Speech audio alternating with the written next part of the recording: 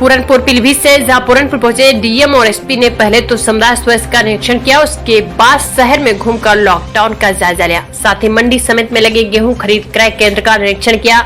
खामियां मिलने पर सेंटर इंचार्ज की जमकर फटकार लगाई और व्यवस्था सुधारने के निर्देश दिए कि गेहूं तौल न होने और क्रय केंद्र पर गेहूं भीगने की जिम्मेदारी सेंटर इंचार्ज की होगी। इसके साथ कई किसानों से बात कर केंद्र की जानकारी ली।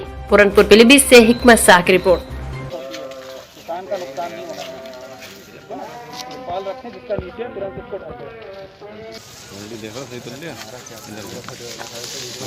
ए मामा पूछा इधर डालो पीछे नहीं खड़े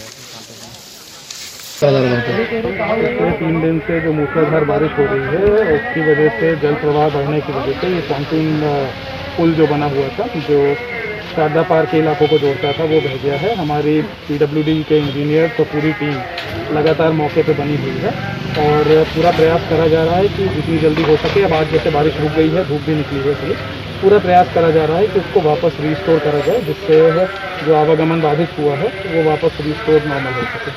आज लॉकडाउन का मौका माना क्या देखा आपने पूरनपुर में? आज पूरनपुर कस्बे का जो कोरोना कर्फ्यू लगा है उसका मुआयना करा गया। सभी अधिकारी भी मेरे साथ इस मुआयने में रहे। खासकर ये देखा गया कि जो लोग बिना किसी आवश्यक कार्य के बाहर घूम रहे हैं उनको समझाया गया कि इस समय अपने घरों में रहें, सुरक्षित रहें। दुकानों के लाइसेंसेस चेक करे गए। जो ड्रग्स की दुकानें खुली हुई थी, दवाइयों की दुकानें खुली गई थी, कुछ दुकानों जो दवाइयाँ नहीं रखी थी उसके बाद भी खुली हुई थी, उनको सील कराया गया, जुर्माना लगाया गया। प्रयास यही करा गया कि लोगों को ये समझ में आए कि इस कोरोना कर्फ्यू का अनुपालन करें, पुलिस प्रशासन का साथ दें और इस समय जो हम महामारी के दौर से गुजर रहे हैं, यदि आवश्यक ना हो तो अपने घरों में रहें और सुरक्षित रहें। मंडी में देखा आपने 2-3 दिन से बरसात भी लगातार हो रही है और कुछ किसानों का कहना है कि कई दिन से यहाँ पे पड़े हुए, क्या कार्रवाई?